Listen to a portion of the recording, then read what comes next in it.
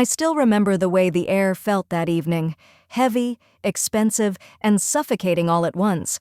The gates of the Bennett estate opened so slowly, you'd think they were giving me time to reconsider walking through them. I told myself to breathe, to smile, to remember that I belonged here now.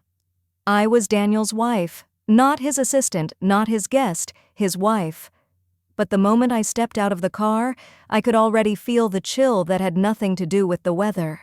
Margaret Bennett, his mother, stood at the top of the marble steps like a queen waiting for a subject, not a daughter-in-law. She gave me a smile so thin it could have sliced glass. "You must be exhausted," she said, her voice syrupy and fake, "traveling from wherever it is you grew up." She didn't even bother to finish the sentence. I smiled back, steady and polite, refusing to let her have the satisfaction of seeing me flinch. Inside, everything glittered. Chandeliers, silver trays, people dressed like their wealth was armor. And then came Evelyn, Daniel's sister. Beautiful, sharp, the kind of woman who could insult you so sweetly that it almost sounded like a compliment. She hugged me briefly, perfume strong enough to make my eyes sting. "So good to finally meet the woman who convinced my brother to settle down," she said with a laugh. "You must be something special." The way she said special made it sound like mistake. Dinner was worse. The table stretched so long it looked like a courtroom, and I was on trial. Every question was a test. Where did I study? Who were my parents? How did I meet Daniel? Each answer felt like peeling off a layer of dignity for their inspection. Daniel tried to ease the tension, but his laughter felt nervous, apologetic. He didn't defend me, and that silence said more than any word could. By dessert, I was smiling mechanically, nodding through Evelyn's stories about their kind of people. When the evening finally ended, I excused myself to the guest room and shut the door behind me.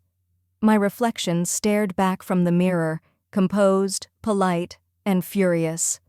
That night, I made myself a promise. If they wanted to play games, they'd learn I didn't lose easily.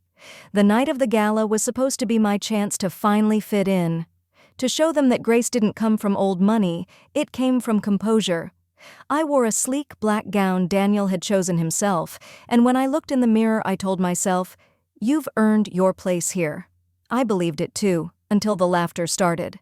The Bennett mansion glowed like a palace that night. Photographers lined the marble walkway, flashes bouncing off diamonds and champagne glasses. Inside, everything shimmered, polished smiles, whispered gossip, and the soft hum of violins. I walked beside Daniel, smiling for the cameras, pretending we were the perfect couple. But even before we reached the ballroom, I could feel the eyes, the silent judgment that followed me like perfume. Evelyn was in her element, hosting with a glass of wine in one hand and cruelty in the other. "Oh, you look stunning," she said, brushing a fake kiss on my cheek. "That color's brave on you. Most people couldn't pull it off." The guests laughed softly, the way people do when they know it's at someone else's expense. I kept smiling because I'd learned that silence hurts more than anger. Halfway through the evening, she made her move. "Everyone, a toast to family," Evelyn announced, her voice loud enough to turn every head. She lifted her glass high, smirking in my direction, and then her hand slipped.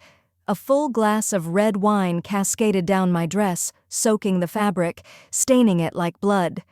The crowd gasped, but only for a moment. Then came the laughter, low at first, then spreading like fire. Margaret sighed dramatically. "Oh dear," she said. "These things happen when you're not used to events like this." My heart pounded in my chest, but I stood perfectly still. Daniel reached for a napkin, but not a word of defense came from his mouth. His silence cut deeper than their mockery. I looked around that glittering room full of false smiles and whispered cruelty. I could have screamed. I could have run. But instead, I smiled. I set my glass down, straightened my back, and said, "Thank you for the toast, Evelyn. I'll remember it." Then I walked out, calm, regal, and burning inside, because that was the moment I stopped trying to belong and started planning my revenge. The next morning, the headlines were everywhere.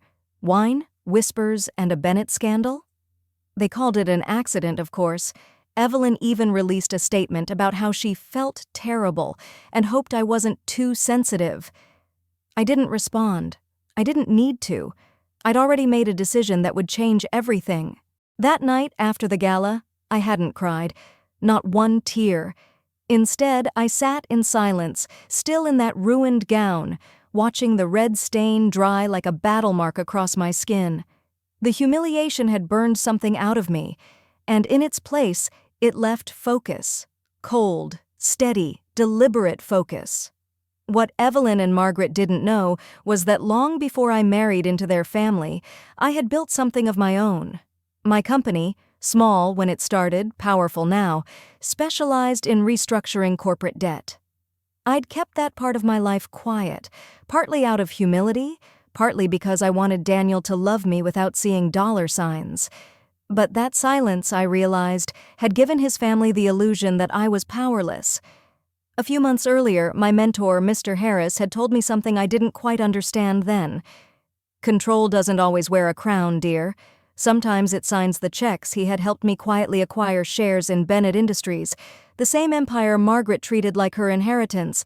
At first, it was just a strategic investment. But now, it was about justice.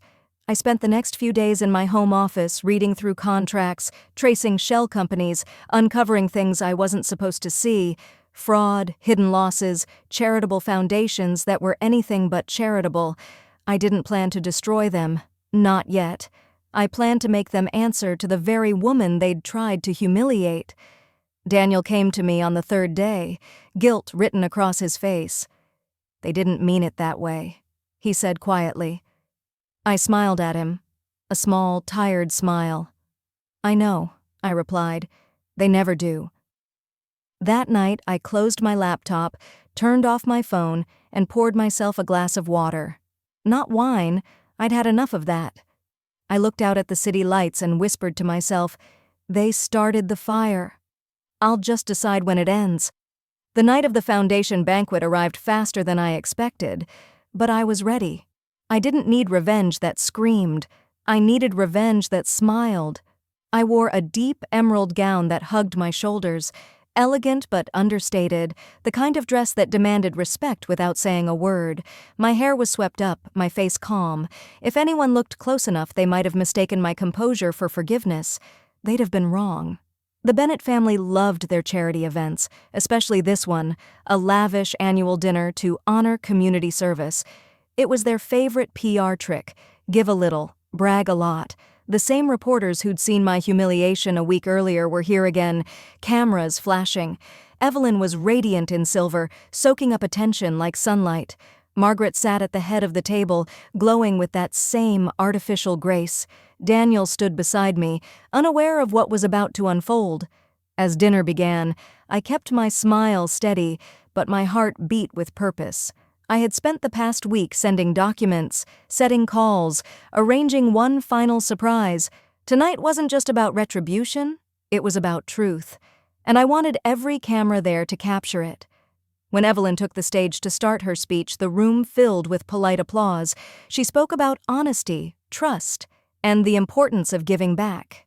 I almost laughed, but I didn't have to wait long.